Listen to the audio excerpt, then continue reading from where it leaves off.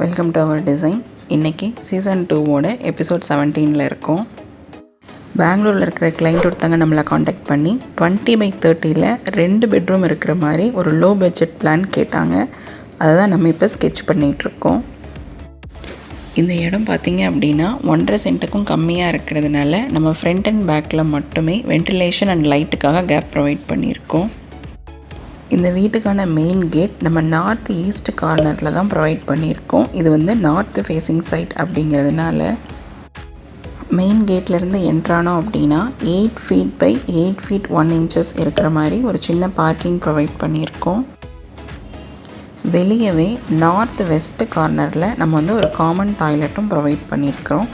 7 feet by 4 feet இருக்கிற மாதிரி. Next north facing பார்த்த மாதிரி மெயின் டோர் ப்ரொவைட் பண்ணியிருக்கிறோம். அதில் என்ட்ரானோம் அப்படின்னா 8 feet by 10 feet இருக்கிற மாதிரி ஒரு லிவிங் ஏரியா ப்ரொவைட் பண்ணியிருக்கோம். டிவி யூனிட்டும் எங்கே செட் பண்ணலாம் அப்படின்னு நம்ம ஸ்கெட்ச் பண்ணி காட்டியிருக்கோம்.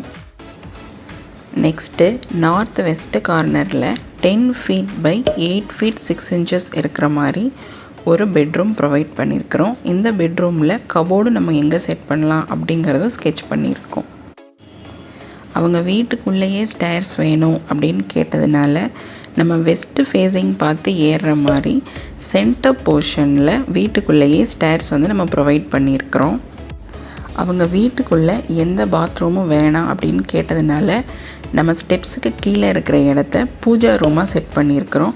நீங்கள் வேணும்னு நினச்சிங்க அப்படின்னா மாஸ்டர் பெட்ரூமுக்கான ஒரு அட்டாச்டு பாத்ரூம் கூட நீங்கள் அங்கே ப்ரொவைட் பண்ணிக்கலாம்.